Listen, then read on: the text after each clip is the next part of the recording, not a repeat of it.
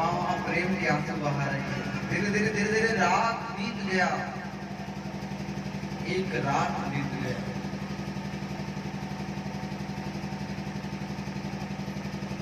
भोर होने को आया, भगवान ने सोचा कि मैंने सूर्य को वचन दिया है कि मैं प्रातः तुमको दर्शन दूंगा, और सूर्य ने वचन भी लिया कि यदि आप दर्शन नहीं दोगे तो मैं निकलने वाला नहीं हूं, फिर रात बड़ी हो जाएगी। तो भगवान ने सोचा कि सूर्य तो निकलने वाले ठहरे, इसलिए मैं जाके दर्शन दो। तो खली को घसीटते घसीटते किसी तरह से बाहर लेकर के आए, और बाहर लेके आए तो दो यमलार्जुन का पेड़, दो यमलार्जुन का पेड़ पास पास में ही वो निकला हुआ, एक साथ पैदा हुआ, एक साथ बड़ा, और जितने लंबे जितने बड़े पहले उतने लंबे उतने बड़े दूसरे, दोनों पेड़ वैसे ही, उतने पत्ते उतनी डालियां, देखने में हूबहू एक जैसा। बीच में जो रास्ता था गैप था, जो खाली जगह था वो कम था, और उखली पड़ गई बड़ी। भगवान जब बीच में गए ना तो उखलिया अटक गया उसे, और जैसे ही भगवान ने थोड़ा जोर लगा के सोचा कि निकाल ले जाएं, तैसे ही यमलार्जुन का पेड़ धड़ाम से जमीन पर गिरा।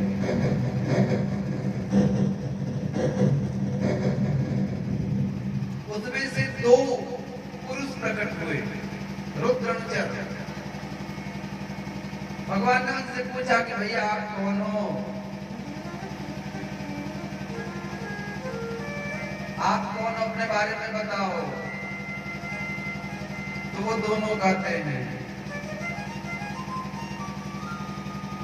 पुरा नारदा शापेन वृक्षनाम प्रापितौ मदात्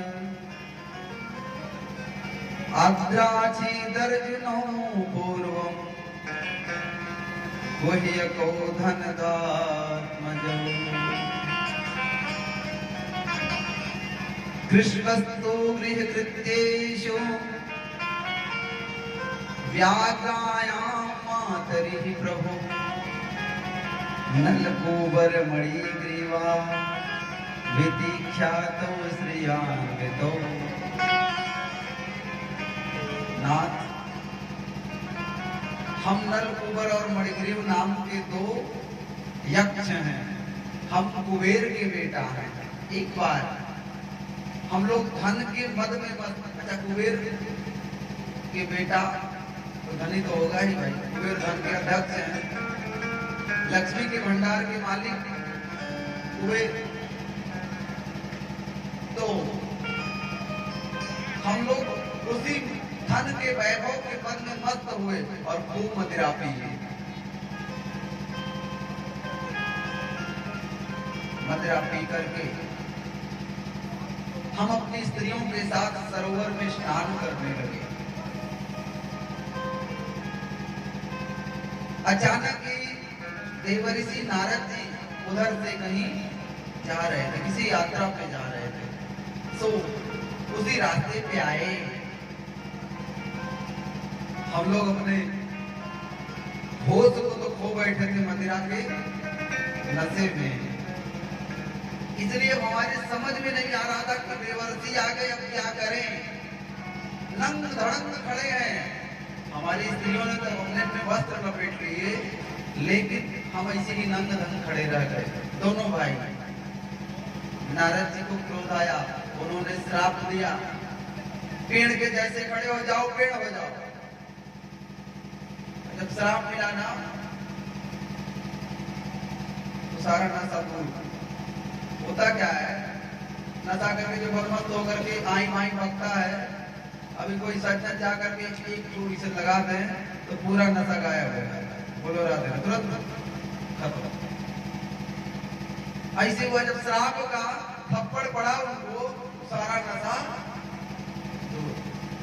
तुरंत जाकर के पैर पकड़ लिए, देवर्षि क्षमा कर दीजिए, क्षमा कर दीजिए, हम होश में नहीं थे, हम मदहोश थे।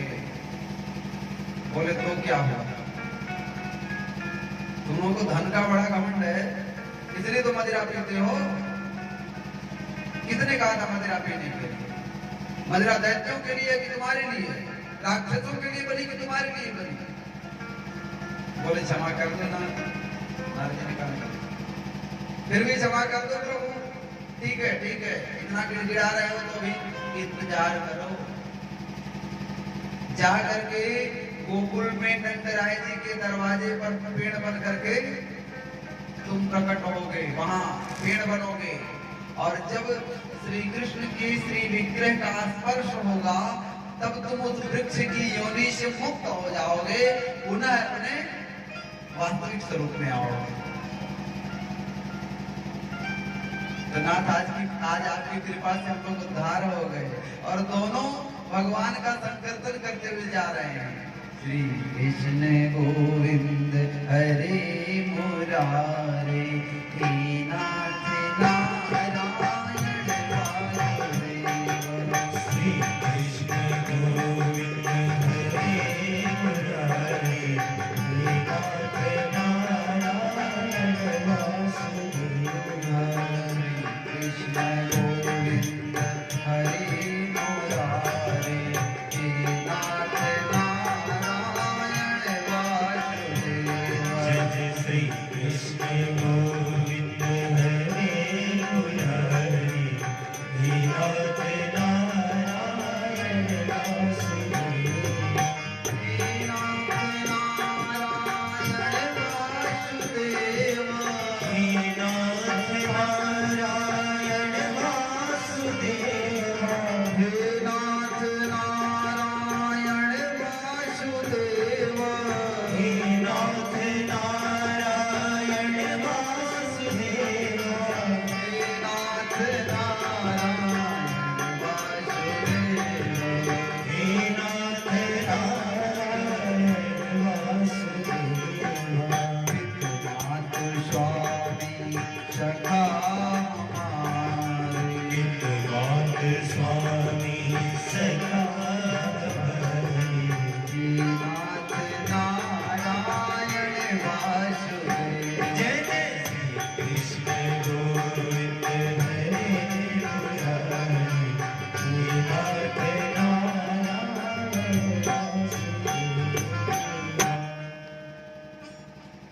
भगवान का संकीर्तन करते हुए, नाम लेते हुए चले गए, शिवलोक हो गए। और अब इधर दौड़ करके सारे गोकुल के लोग नंदराय जी के घर पे पहुंचे। संजोग से बाबा भी आ गए, और बाबा ने जब अर्जुन के पेड़ को गिरते देखा ना, तो बड़े बड़े थे भाई, दूर से ही पता चल गया कि बाबा के पेड़ गिर रहे हैं। अब जाकर के जब देखे तो दोनों पेड़ एक समान, ऐसे जैसे कोई लिटा दिया पड़े हैं, और बीच में कन्हैया एकदम ऐसे उखली से चिपके हुए, जैसे लग रहा कि मतलब इतने भोले भाले, कुछ जानते ही नहीं, इतने अनजान है बेचारे, छोटे से बच्चे की तरह। बाबा ने जाकर बंधन खोला और खोल करके उनको अपने गोद में उठा लिया और चूमने लगे, जैसे लग रहा हो कि यमराज के वहां से वापस आ गया हो वाला। और जसोदा से कहने लगे, देवी इतना भी कठोर मत बनो, ऐसे भी बांधता है क्या? आज पेड़ लाला के ऊपर गिर जाता फिर? मैया ने कहा बहुत बड़ी भूल हो गई। बाबा के मन में विचार आ गया, वहीं एक विचार क्या आया कि मेरे लाला के ऊपर एक न एक संकट रोज आ रहा, कभी पूतना आती है, कभी सकट भजन आता है, कभी तृणावर्त आता है, और आज वृक्ष गिरने से बचा, वृक्ष के नीचे दबने से बचा मेरा लाला। सो बाबा ने सोचा गोकुल में रहना ही नहीं, हम अपने परिवार को लेकर गोकुल से कहीं दूर चले जाए। चर्चा कर रहे थे बाबा, अभी यहाँ चर्चा चल रही है, वहां पूरा गोकुल अपना अपना सामान बांध करके पैक कर लिया पूरा, सब अपने अपने गोधन के साथ तैयार। जानते हैं कि नंद बाबा का विचार जो होता है उसका समर्थन सब कोई करता है। इसलिए सभी तैयार हो गए। बाबा ने कहा भाई अब आप लोग गोकुल का देखभाल करना, हम जा रहे हैं। सारे गोकुल के ब्रज बालाओं ने, ब्रज कुमारों ने और ग्वालों ने, गोपियों ने कहा कि बाबा जहां हमारा कन्हैया, जहां हमारे नंद और जसोदा, वही हमारा गोकुल होगा। आप जहां जाएंगे हम वहीं साथ जाएंगे। हे नंद बाबा, आज मेरे नारायण जी ने बड़ा सुंदर एक भजन गाया, जहां ले चलोगे वहीं मैं चलूंगा, जहां नाथ रख दोगे वहीं मैं रहूंगा, जहां ले चलोगे वहीं मैं चलूंगा। आप जहां लेके चलोगे ना बाबा, वहीं हम भी चलेंगे, साथ में चलेंगे। अब सब लोग जा रहे हैं। कहाँ जा रहे हैं, कैसे जा रहे हैं? एक सुंदर सा दृश्य है। संत लोग देख करके मस्ती में नाचते हैं, गंधर्व लोग गान कर रहे हैं। आगे आगे गैया, पीछे पीछे ग्वाल, आगे आगे गैया, पीछे पीछे ग्वाल, आगे आगे गैया,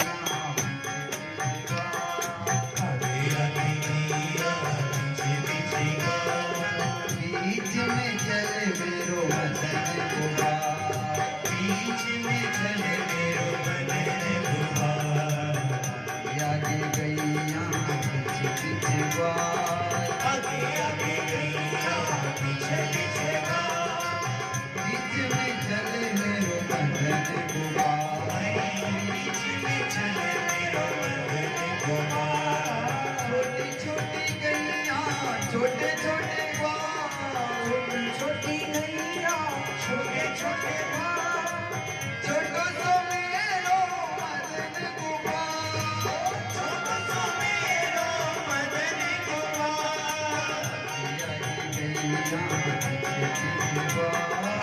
आगे आगे गैया, पीछे पीछे ग्वाल, बीच में चले मेरो मदन गोपाल।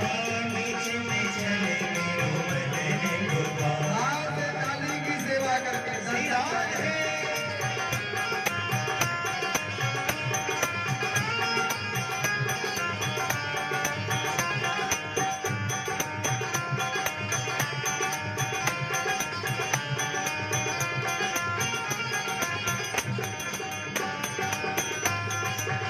प्यारे की जय हो।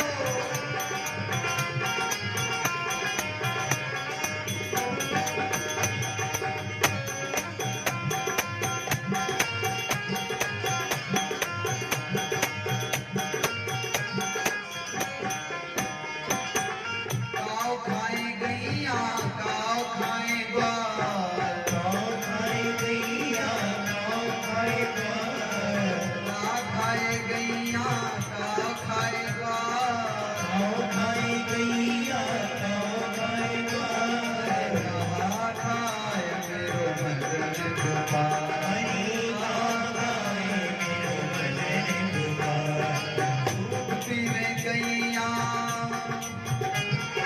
घास खाए गैया, दूध पीवे ग्वाल, घास खाए गैया, दूध पीवे ग्वाल, घास खाए गैया, दूध पीवे ग्वाल, घास खाए गैया, दूध पीवे ग्वाल, माखन खायो मेरो मदन गोपाल, हरी माखन खाए मेरो मदन गोपाल, छोटी गैया,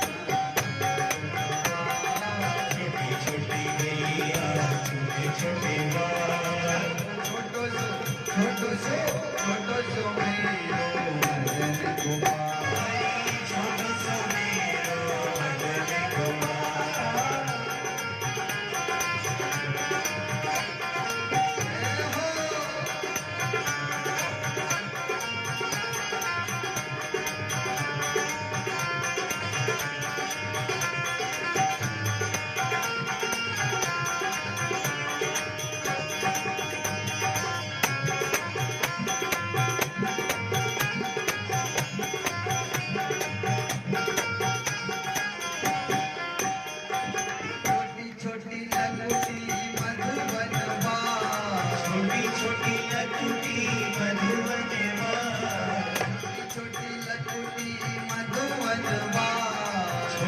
छोटी लकुटी मधुबन का रास रचाए मेरो मदन गोपाल रास रचाए मेरो मदन गोपाल गैया चराए मेरो मदन गोपाल मैया चराए मेरो मदन गोपाल छोटी गैया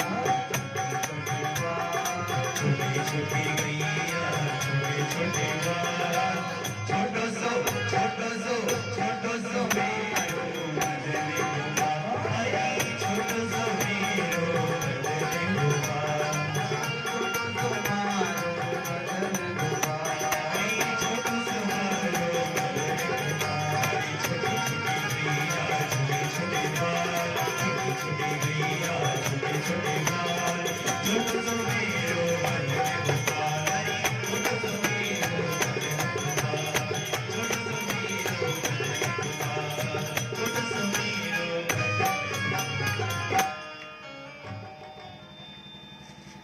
बोले मदन गोपाल की जय। गैयों को लेकर के गोधन को लेकर के आज पूरे गोकुल के लोग यात्रा कर रहे हैं। ठिकाना नहीं है कहाँ जाना है, कोई नहीं जानता।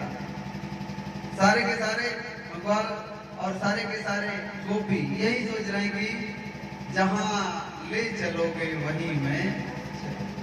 जहां नाथ रख लोगे वहीं मैं रहूंगा, जहां आप वहीं आऊं बस। आज के जमाने में कौन छोड़ता है किसी के लिए? सब तो यही चाहते फलाने गुजर के चल जाते तो नहीं करा। हाँ हम क्या हमारा हो जाते हो, बोलो राधे राधे। वो प्रेम है गोकुल में भाई, और जहाँ ऐसा प्रेम होता है ना भगवान वहीं वास करते हैं, है ना।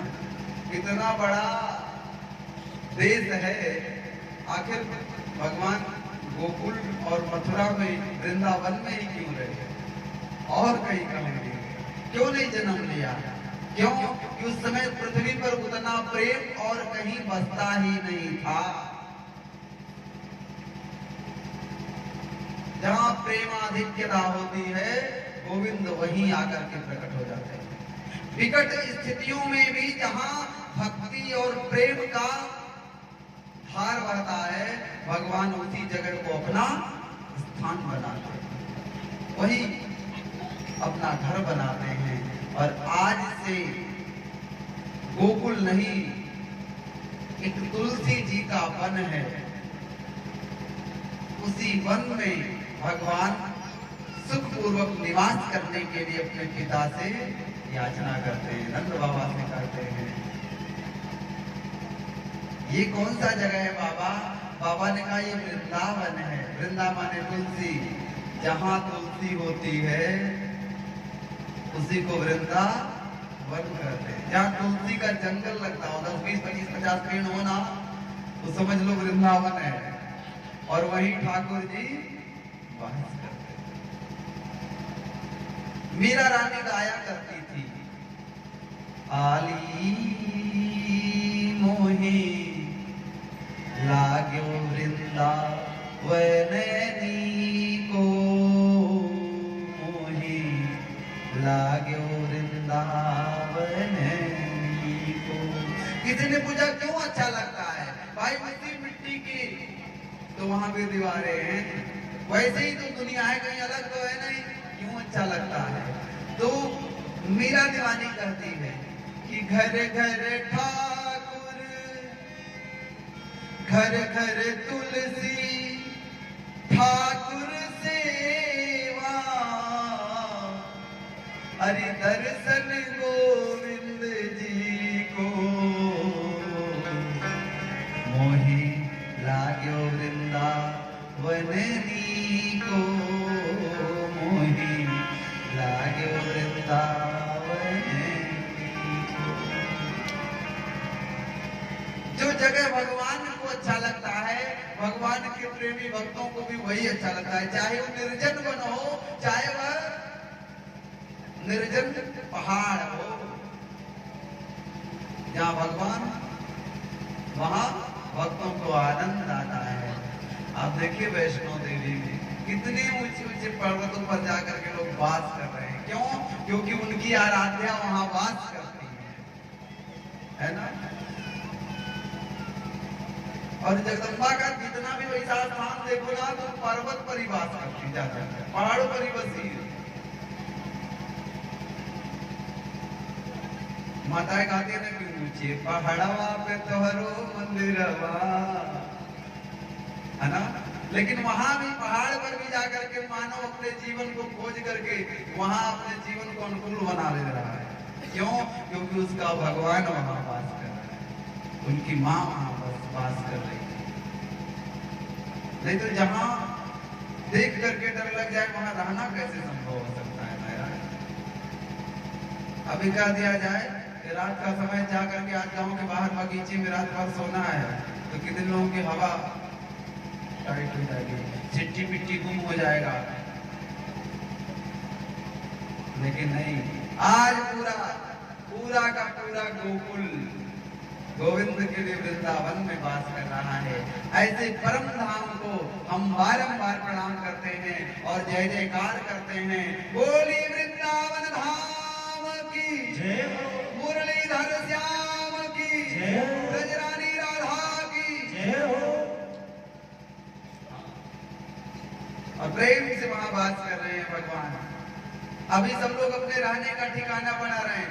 बाबा से कहा लाला ने, बाबा आपकी आज्ञा हो तो जाकर के हम शोभा देखाएं, बड़ा सुंदर बने हैं, दिखाएं। अब शोभा देखने जा रहे, देखने किसके साथ? तो ग्वाल वालों के साथ, आओ भैया के साथ। देखते देखते प्यास लगी तो सारे ग्वाल वालों ने कहा लाला हमको बहुत जोर से प्यास लागे है, कुछ दूर करने का उपाय कर दे, यहाँ तृष्णा सता रही है।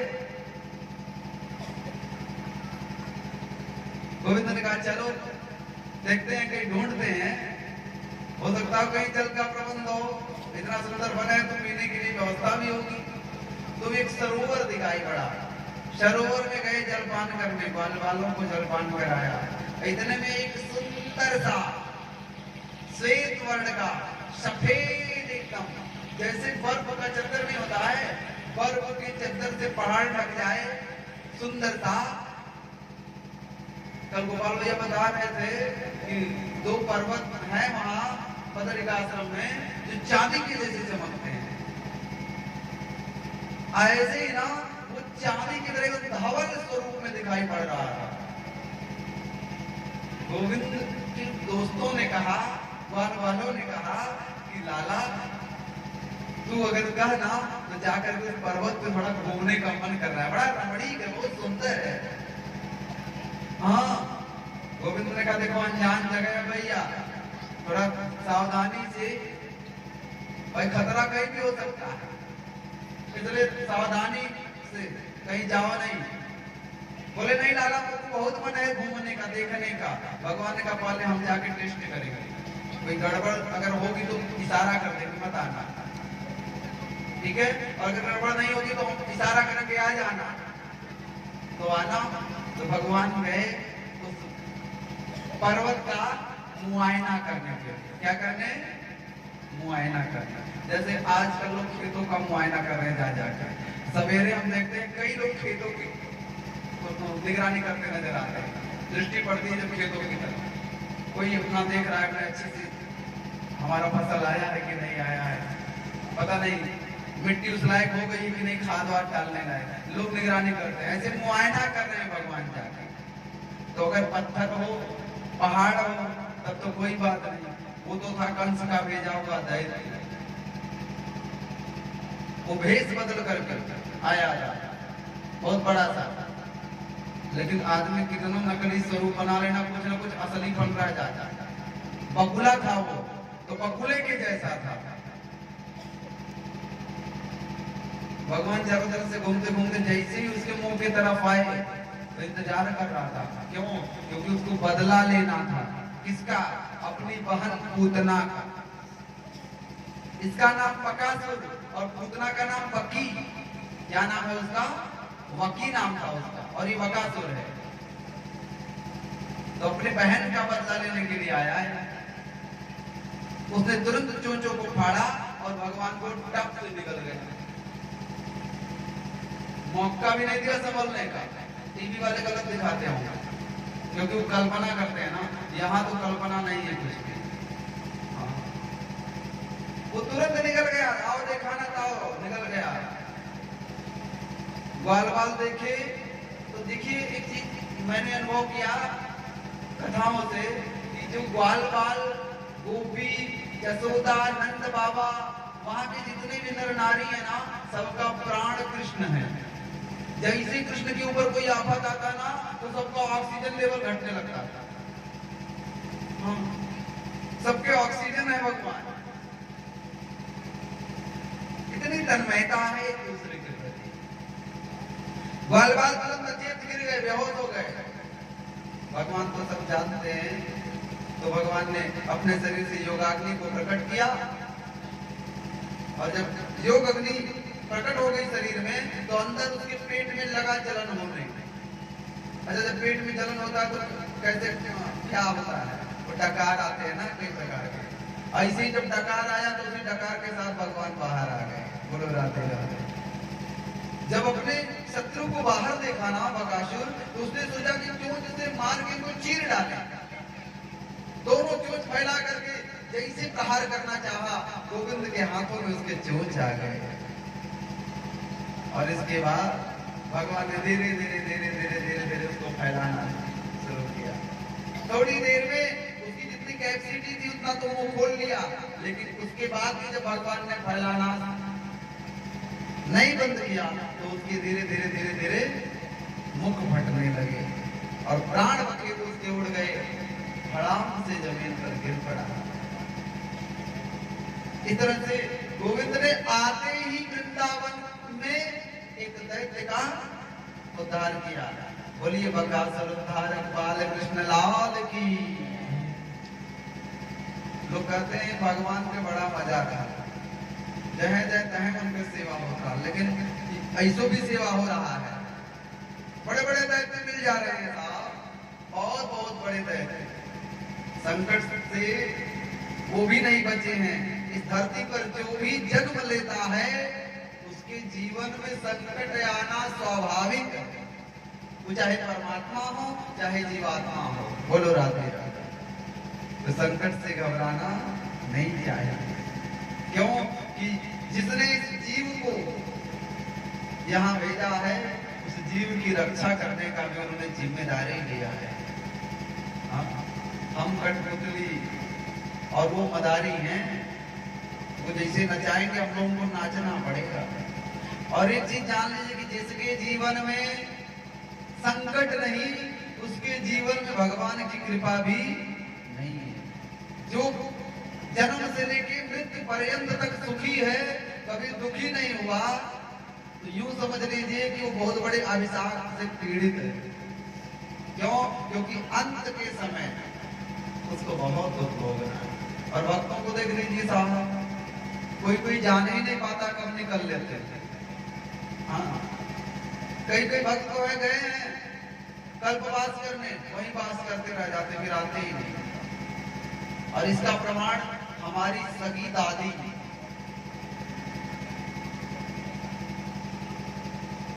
वो पूरा गांव कहता है अभी भी इतनी सीधी महिला मेरे गांव में कोई नहीं थी जितनी सीधी मेरी दादी थी। और दादी हमारी गई हनुमान जी की परिक्रमा कर रही थी वहां हनुमानगढ़ी पे, कार्तिक महीने में, है ना, कार्तिक स्नान वाला वही महीना था। स्नान करके परिक्रमा कर रही थी, परिक्रमा करके वापस आ रही थी तो सीढ़ियों पर ही लेट गई। ना बुखार आया, ना ठंडी लगी, ना खांसी आया, ना कुछ हुआ, चली गई। बोलो राधे राधे। तो भक्तों को जीवन में भले दुख मिलता है लेकिन अंत उनका बड़ा अच्छा होता है, ये तो प्रमाणित है। बोलो राधे। अब इसके बाद बकासुर का उद्धार किया तो उसका भाई अघासुर आया अजगर के रूप में, उसने ग्वाल बालों को निकल लिया तो भगवान उसके मुख में प्रवेश करके उसका उद्धार करते हैं, अघासुर का उद्धार करते हैं, अजगर का उद्धार करते हैं। ये अजगर है ना, ये काल का रूप है, और इस सृष्टि में काल अजगर बन करके सबको धीरे धीरे निगल रहा है। वही बच रहा है जो भगवान के सहारे खड़ा है। देखिए, एक होता है मरना और एक होना है मुक्त होना। एक होता है मरना, मर जाना, और एक होता है मुक्त हो जाना।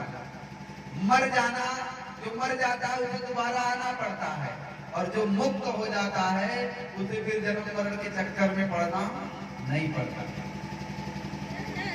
और इंसान का कर्तव्य है, मानव का धर्म है कि वह इतना भजन तो जरूर कर ले कि उसे दोबारा फिर मर करके जन्म ना लेना पड़े। नहीं तो अब की बार पता नहीं कौन सा जन्म मिलेगा, ठाकुर जी जाने। और सब लोग अपने अपने कर्म को जानते हैं कि हम कितना अच्छा कर रहे हैं और कितना बुरा कर रहे हैं। हाँ, जो जैसा करेगा वैसा ही पाएगा। अगासुर पाप का रूप था, पाप का उद्धार किया मेरे गोविंद ने। अगवाने होता है पाप, साक्षात पाप ही राक्षस बन करके असुर बन करके आया, तो उसका उद्धार किया।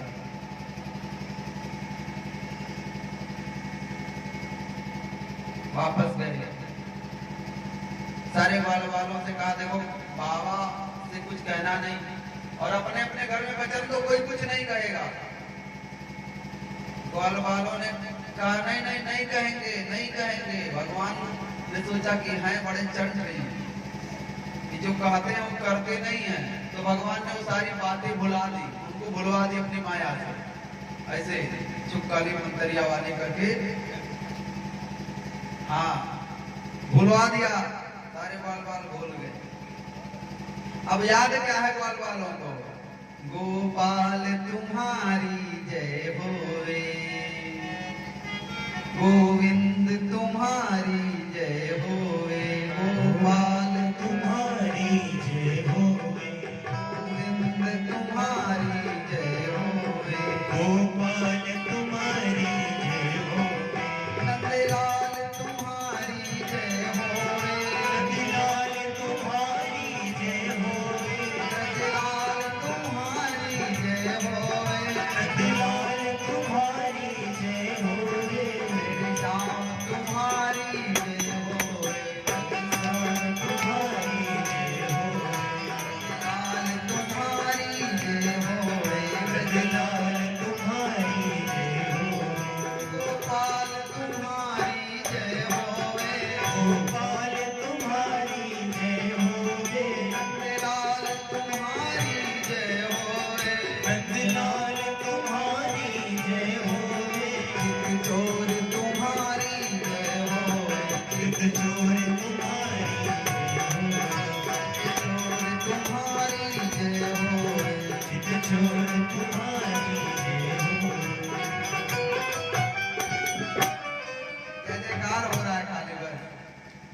भगवान ने कहा ये करो तो अच्छा है, यही करने के लिए तुम लोग आए हो मेरे साथ, इसीलिए तो आए हो मेरा जय जयकार करो, मेरी लीला देखो और जय जयकार करो। बस जाकर चुगली मत करना करते। बुलवा दिया सब आए। अब भगवान ने आज्ञा ले ली अपने बाबा सिद्धि मैया से कि हमको थोड़ा गैया चराने का मौका दे दो। तो बाबा ने कहा कि तुम लोग बहुत छोटे हो, पहले बछड़ा चराओ, छोटे छोटे बछड़ों को चराओ। बछड़ा चराने जाने लगे। बछड़ा चराने आए तो बछड़े के रूप में एक और दैत्य आया, कंस का ही भेजा वो दैत्य, उसका नाम है वत्सासुर। क्या नाम है? वत्सासुर।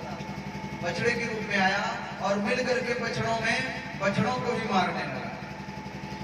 तो भगवान ने वत्सासुर का उद्धार किया। इसके बाद अभी लीला बहुत ज्यादा आगे नहीं बढ़ी, अभी दोपहर का समय हुआ है। भगवान ग्वाल वालों के साथ मिलकर के कलेवा कर रहे हैं। कलेवा मतलब समझ रहे हो ना? दोपहर में जो मैया लोग देती थी वही खा रहे हैं। इतने में ब्रह्मा जी कहीं जा रहे थे आकाश मार्ग से। ब्रह्मा जी ने देखा कि ये तो कृष्ण नंद के लाल हैं और ये तो भगवान है। फिर क्या देखा? ये तो सबके में से निकाल निकाल करके खा रहे हैं, जूठा खा रहे हैं। ये भगवान नहीं हो सकते। भगवान कहीं जूठा खाता है? ये भ्रम हो गया, बुद्धि चकरा गई ब्रह्मा जी की, भ्रमित हो गए और उन्होंने सोचा कि लाभ परीक्षा लेते हैं कि भगवान है कि नहीं। तो वो क्या कि जितने बछड़े चर रहे थे सारे बछड़ों को ले जाकर के गुफा में बंद करके और एक बड़े से पत्थर से उसका मुंह बंद कर दिया।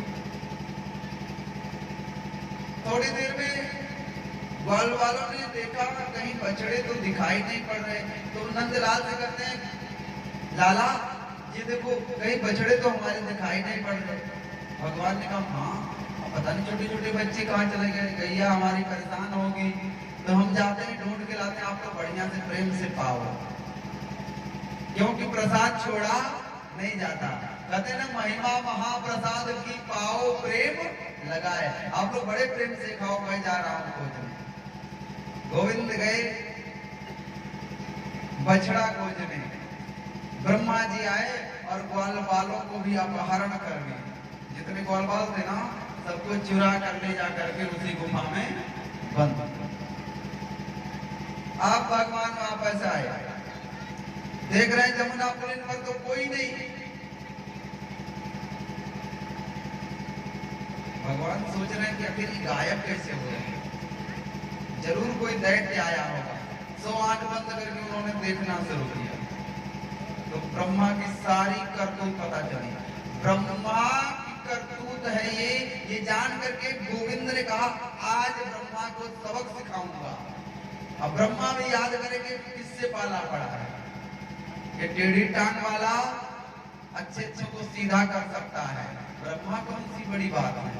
ब्रह्मा जी को सबक सिखाने के लिए भगवान स्वयं ही जितने ग्वाल बाल थे उतने रूप में प्रकट हो गए और जितने बछड़े थे ना उतने रूप में प्रकट हो गए।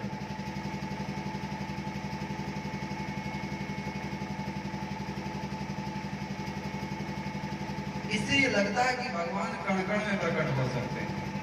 ये प्रमाण है, कहीं भी जहां वो जाएंगे प्रकट हो जाएंगे, कुछ भी बन जाएंगे, किसी रूप में बन जाएंगे। किसी ने गाया है ना कि ना जाने किस रूप में आके नारायण मिल जाएगा, निर्मल मन के मंदिर में भगवान के दर्शन पाएगा। अरे राम नाम के साबुन से जो मन का मैल मिटाएगा, निर्मल मन के मंदिर में भगवान के दर्शन पाएगा। ये कोई कह नहीं सकता कि इस रूप में भगवान नहीं आ सकते। अरे जो भगवान बाराह बन सकते हैं, मछली बन सकते हैं, वो किसी रूप में आ सकते हैं। नरसिंह को बन सकते हैं, वो किसी रूप में आ सकते हैं। बोलो राधे। तो आज ब्रह्मा आराम से जाकर के ब्रह्मलोक में गदगद हो रहे हैं कि हम तो आज उस लड़कवा के परेशान कर ही दिए हैं। और इसके बाद कुछ देर के बाद ब्रह्मा का जो कुछ देर है वो यहाँ के लोगों के लिए कई दिन हो जाता है। ब्रह्मा का जो कुछ पल है वो यहाँ के लिए कई दिन हो जाता, यानी 365 दिन बीत गए। कितने? एक साल। ब्रह्मा ने सोचा चल करके देखें क्या स्थिति है। तो देख रहे हैं कि उतने ग्वाल बाल खेल रहे हैं और उतने बछड़े चल रहे हैं। चक्राई बुद्धि ब्रह्मा की, भाग करके गुफा में गए। कहीं ऐसा तो नहीं निकाल लाया ये चालाक तो ही है, कहीं ऐसा नहीं निकाल लाया। अब जाके देखे तो सारे ग्वाल बाल और बछड़े वहां भी मस्त हैं। फिर वापस आए। हो सकता हमारे आंखों में दोष हो, क्योंकि ये दृश्य मैंने पहले देखा था, तो हो सकता मुझे पुनः दोबारा से रिपीट हो गया हो। फिर आए देखे, फिर वही स्थिति है। ब्रह्मा आया करके और तुरंत बालकृष्ण के चरणों में गिर पड़े। क्यों? क्योंकि जब उन्होंने ध्यान से देखा तो चतुर्भुज रूपधारी भगवान श्री हरि का रूप उसमें दिखाई पड़ा, भगवान कृष्ण के अंदर दिखाई पड़ा। आकर चरणों में लौट गए, हे पिताजी क्षमा कर दो। पिताजी, अच्छा पिताजी क्यों कह रहे हैं? ब्रह्मा तो सबके बाबा हैं। क्यों? क्योंकि विष्णु के ही नाभि से जो कमल पैदा प्रकट हुआ है, उसी से वो प्रकट हुए हैं। कमल से ही प्रकट हुए ना ब्रह्मा, कमल से। तो इसलिए पिता पिता कर रहे हैं। भगवान ने कहा ठीक है, जाओ जाओ अपने लोग को जाओ, हम कुछ कहेंगे नहीं। ब्रह्मा स्तुति करते हैं। स्तुति तो बड़ा ही सुंदर है साहब, क्या स्तुति करते हैं, भाव बड़ा सुंदर है, आप लोग श्रवण करें। ब्रह्मा जी कहते हैं, तत्तेनुकंपां सुसमीक्ष माणो भुञ्जानैवात्म कृतं विपाकम् हृद्वाग्वपूर्विर्विदधन् नमस्ते जीवेत यो मुक्तिपदे सदाय भाग जीवेत यो मुक्तिपदे सदा भाग। नाथ, अगर कोई अपने जीवन में मुक्त होना चाहता है तो आपका भजन करे, आपका कीर्तन करे। आपके अलावा मुक्ति कोई देने वाला इस दुनिया में कोई और नहीं है। अच्छा, ब्रह्मा जिसको इस तरह से शरणागति भाव से कह रहे हैं, तो इसका मतलब कि उन श्री कृष्ण की महत्वता काफी ज्यादा है ना, बहुत ज्यादा है। बोलो राधे राधे। ब्रह्मा ये कह करके भगवान सरस्वती देके जा रहे हैं, लेकिन भगवान ने सोचा सबक तो सिखाना है, मैं दोबारा गलती करेंगे। तो भगवान स्वयं ब्रह्मा का रूप बना करके बोले, खाली बाल बाल नहीं बन सकते, खाली बछड़े नहीं, हम ब्रह्मा भी बन सकते हैं। देखो, स्वयं ब्रह्मा बन करके जा करके ब्रह्मा जी के आसन पर विराजमान हुए और द्वारपालों से कह दिया, ब्रह्मलोक के जो द्वारपाल है, हमने पृथ्वी पर अपने ही जैसा एक बहरूपिया देखा है, देखो वो यहाँ आने ना पाए। अगर वो कहता है मैं ब्रह्मा हूं तो वहीं से उसको भगा देना, आने मत देना अंदर। बहरूपिया बन करके अहम ब्रह्मास्मि कह रहा है, मैं ब्रह्मा हूं, मैं ब्रह्मा हूं, आने मत देना। द्वारपालों ने कहा जैसे आ गया ना, इतने को ब्रह्मा जी जब आए और जैसे द्वार पर पहुंचे, तैसे द्वारपालों ने कहा है बहरूपिया रुक। ब्रह्मा कहे ऐसा तो मेरे साथ कभी होता नहीं था। ब्रह्मा ने कहा भांग वांग तो नहीं खा लिए हो द्वारपालों? बोले मतलब हमको पहचाने रहे हो, मैं यहाँ का मालिक, ब्रह्मलोक का मालिक हूं, मैं ब्रह्मा हूं। द्वारपालों ने कहा भांग हम नहीं, भांग तुम खा ले। दाढ़ी जटा रखा लेने से और चार चार मुंडी लगा लेने से कोई ब्रह्मा नहीं हो जाता। हाँ, तुम ब्रह्मा ने, हमारे ब्रह्मा जी तो अंदर बैठे। अब ब्रह्मा ने जब ध्यान लगाया तो बैठे कन्हैया मुस्कुरा रहे हैं और वहीं से कह रहे, कहो ब्रह्मा जी मजा आया, मजा आया। हमारे द्वारपालों को और हमारे बछड़ों को कौन देगा? अब जाकर के ब्रह्मा की बुद्धि जगराई तो हम बंद करके आए हैं। तब जाकर के ब्रह्मा ने कपाट खोल करके बछड़ों को और ग्वालवालों को मुक्त किया। तब भगवान ने ब्रह्मा को उनकी पद प्रतिष्ठा पुनः वापस करी और स्वयं वृंदावन चले आए। कहने का तात्पर्य यह है कि अगर ब्रह्मा गलती करे ना तो उनको भी नहीं छोड़ते हो। हाँ, भगवान ही ये कहते हैं जो अपना बच्चा गलती करेगा उसको भी सजा देंगे, और उनका सारा संसार बच्चा है तो सजा तो देंगे ना साहब, हर कोई तो उनका ही बच्चा है। ब्रह्मा के मोह का निवारण किया भगवान ने। और इसके बाद धेनुकासुर नाम का एक राक्षस है, गधे के रूप में रहता है। तरकुल का एक वन है, उसी वन में धेनुकासुर गधे के रूप में रहकर रखवाली करता था। ग्वाल वालों को भूख लगी, तरकुल खाने का मन किया। जैसे हम लोगों का मन कभी कभी कुछ और खाने का करता है, ऐसे ही ग्वाल वालों का मन तरकुल खाने के लिए किया। तो भगवान से प्रार्थना की कि हमें तरकुल खिला दो। तो दाऊ को सांस लेकर के गोविंद गए। भगवान ने कहा दाऊ भैया आप हिलाओ, आपके पास बल है नहीं, पकड़ के हिला दोगे सब गिर जाएगा। अच्छा, दाऊ भैया हिलाने लगे। इतने में धेनुकासुर आया और दौड़ करके दाऊ भैया पर दुलत्ती चलाया। गोविंद ने कहा भैया सावधान, यही से कहा सावधान, और तैसे ही दोनों हाथों में उस धेनुकासुर का पैर आ गया बलराम भैया के। अच्छा, बलराम भैया की भी हाथ में खुजली हो रही थी, बहुत दिन हो गया कोई मिला ही नहीं, अकेले कृष्ण सबसे लड़ ले रहे थे। तो गोविंद ने कहा भैया भैया हमको तो हम बताते हैं। बोले नहीं, जहां वहीं खड़े रहो, तुम बड़े कि हम बड़े? बोले आप बड़े। तो कहते आपको मेरी बात मानी, वहीं खड़े रहो, हम निपटते हैं। हमको भी खेलने का मन होता है लाला, बड़े हैं तो क्या हुआ। अब दाऊ भैया बेचारे सबसे बड़े क्या करें। तो दाऊ भैया ने इसे उठाया और अरैया परैया खिलाया। हाँ, खूब खिलाया और उठा करके तरकुलवा के जड़ पर धड़ाम से पटक दिया। अब जैसे बड़ा सा मटका हो, पानी भरा हो और पटक दे तो सब बह जाए, ऐसे ही ना धेनुकासुर का माल अंदर जो भी जितना माल था सब बाहर हो गया। बोलो राधे राधे। बोले धेनुकासुर मरैया की। इस तरह से धेनुकासुर का उद्धार किया।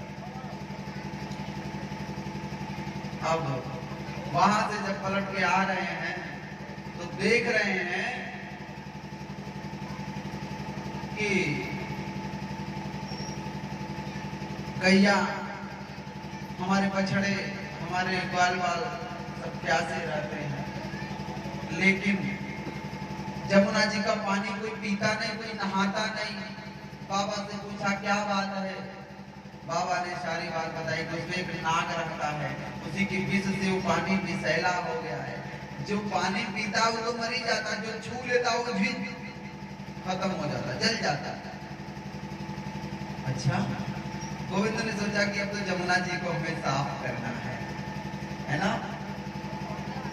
हाँ, अच्छा, वृंदावन कौन कौन गया है इसमें से? बहुत अच्छी, आप ही गए? आप नहीं गए? चलते हैं हम की बार, जब भी फुर्सत हो तो बताइए, चलते हैं, बहुत अच्छा लगेगा। वृंदावन असवन नहीं, नंद गांव जस गांव, बंसी बट सो बट नहीं, और कृष्ण नाम जस नाम। सृष्टि में होगा सारा व्यवस्था, लेकिन वृंदावन जैसा स्थान कहीं नहीं है सृष्टि में।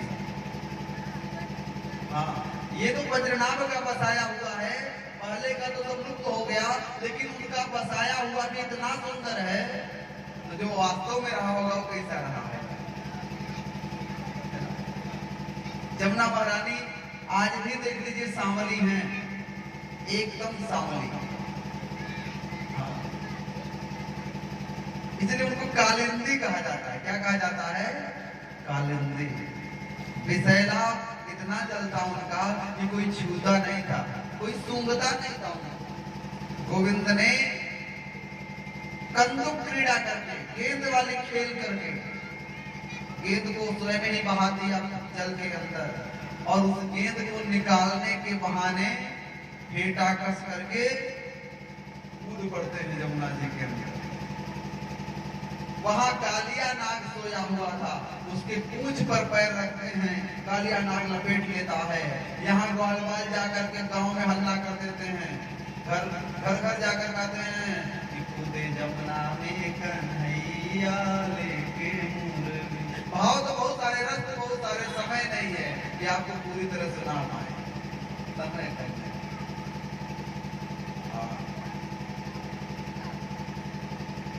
कूद गया लाला, कूद गया। मैया छाती पीट कर रोने लगी, मेरे लाला को बचाओ बचाओ बचाओ।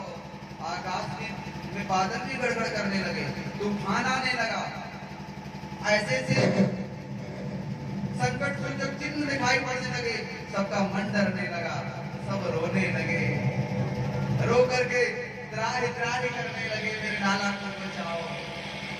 मैया जसोदा जब देखती है कि कालिया नाग के पास निपट गया है लाला ना, तब मैया जसोदा का दी अब जीने से कोई मतलब नहीं, अब जीने से कोई फायदा नहीं, हमको भी कूद जाने दो। तो ग्वाल वालों ने दौड़ कर दी, मैया ये क्या कर रही है, तुझे अपने लाला के बारे में पता नहीं, तेरे लाला कितने बड़े बड़े संकट से बच गए हो है, या संकट से भी तेरा लाला बच जाएगा, बस खाली तू भगवान से विनती कर मैया। अब सब बैठ करके भगवान की प्रार्थना करने लगे। डूबते को बचाने वाले मेरी नैया है तेरे हवा,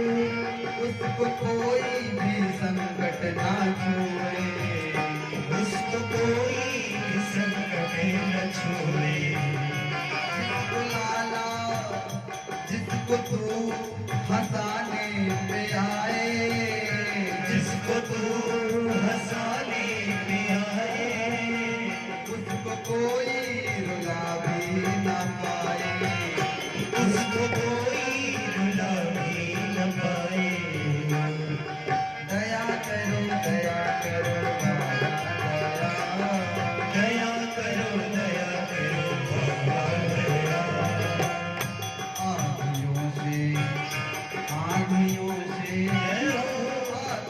से बचा कर दिखाए, मेरी नैया है तेरे हवाले, बचाने वाले, मेरी नैया है तेरे हवाले, मेरी नैया है तेरे हवाले,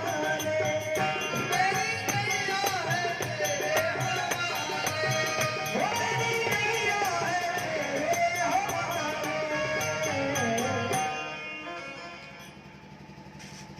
अरे सब प्रार्थना कर रहे भगवान की, और भगवान ने देखा कि मैया मेरी मर जाएगी, अगर मुझे कुछ हो गया ना तो मैया जिंदा नहीं रह पाएगी। तो भगवान अपने शरीर को थोड़ा माया से फुलाना शुरू की, जो बंधन खुल गया, और जब नाग का बंधन खुला तो उसने फन उठा करके रखना चाहा, भगवान कूद करके एक लात मारते उसका फन फट जाता। सज्जनों 101 फन था कालिया के पास, 100 फनों को गोविंद ने कुचल दिया। जैसे ही आखिरी फन पे पैर रखना चाहे तैसे ही नागपदनिया आंचल फैला करके आ गई और कहने लगी, न्यायो हि दंडः कृतकिल विशेष में तवा परिग्रहाय। आपने इनको दंड दिया, ये न्याय उचित है। क्यों? क्योंकि ये अपने अहंकार में इतने मस्त हैं, इनको ये भी पता नहीं कौन क्या है। अरे जिस जल को कोई साधारण प्राणी स्पर्श ना कर सके, उस जल में जो छलांग लगा दे और जीवित रह जाए, वो कोई साधारण हो सकता है क्या? लेकिन इनकी बुद्धि मारी गई है। हे ना, ऐसे खलों को निग्रह करने के लिए, मान मर्दन दूर करने के लिए, अहंकार मिटाने के लिए आपका अवतार हुआ है। लेकिन आप इन्हें प्राण दंड ना दो ना। अगर इनको जान से मार दोगे ना, तो हम अभागित विधवा हो जाएंगे और किसके सहारे होंगे? जब इस तरह से विनती की ना, तो गोविंद ने कहा ठीक है, मैं छोड़ूंगा, लेकिन एक वचन इनसे लूंगा कि फिर यहाँ वो ना रहे। अब इस जल को मैं पवित्र करूंगा, इस जल को मेरे भक्त पान करेंगे, हमारी गैया पान करेंगी, हमारे बाल बाल पान करेंगे। और इतना ही नहीं, हमारे भक्तों के ऊपर जो कुछ पाप चढ़ गया हो, वो इसमें स्नान करके अपने पाप का भी शमन करेंगे। कालिया नाग ने भी क्षमा मांगी, कहा नाग मैंने जो किया, यह मैंने ऐसे नहीं किया, अहंकार में, ये तो मेरा स्वभाव है। भाई सांप का स्वभाव है, उसके पैर पर, उसके पूंछ पे पैर रखोगे तो पलट करके। क्रोध तो उनका नैसर्गिक लक्षण है। क्षमा मांगा और इसके बाद जब जाने लगा तो उसने कहा नाथ जा तो रहा हूं, लेकिन डर है कि कहीं आपके गरुड़ हमको खा ना ले। मैं तो उनके डर के ही मारे भाग के आया था, नहीं तो मुझे यहाँ जल में आने की क्या जरूरत है? वो हमारे पूरे वंश को मिल करके खा रहे थे। हमारे परिवार की बारी आई, हमने नहीं भेजा तो वो आकर के हमसे युद्ध करने लगे। जब हम जीत नहीं पाए तो भाग करके आकर यहाँ छिप गए, अपनी जान बचा ली। बोले जाओ, अब तुम्हारे सर पर मेरा चरण रज पड़ गया है, मेरे चरणों का चिन्ह पड़ गया है।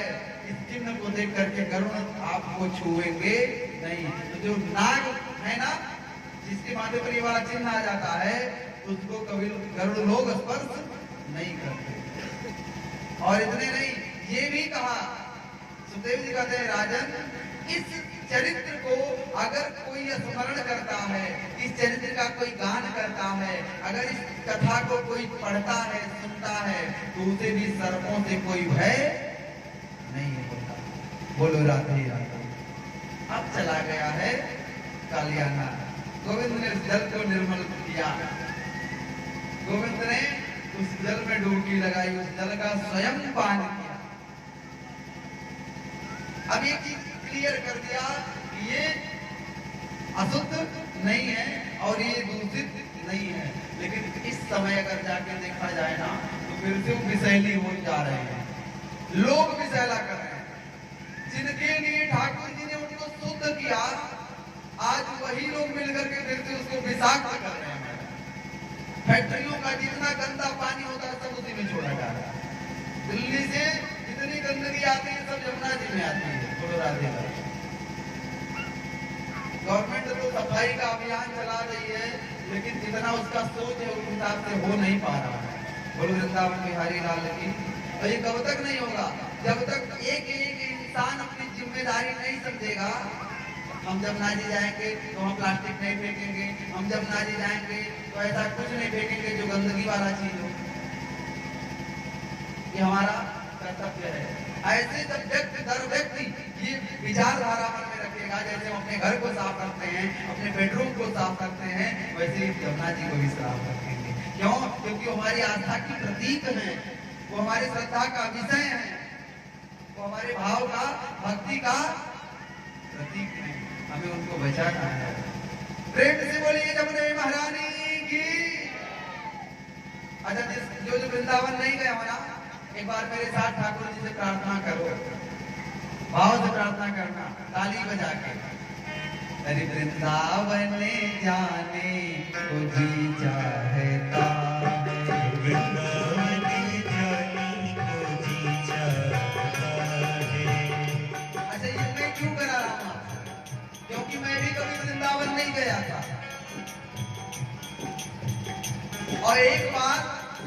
यही भाव हृदय से गा दिया, भाव से गा दिया। और आपसे बताएं 1 महीना नहीं लगा, हम वृंदावन पहुंच गए। कोई तैयारी नहीं थी, अचानक से इसे ही लगन लग गई। नारायण जी से पूछिए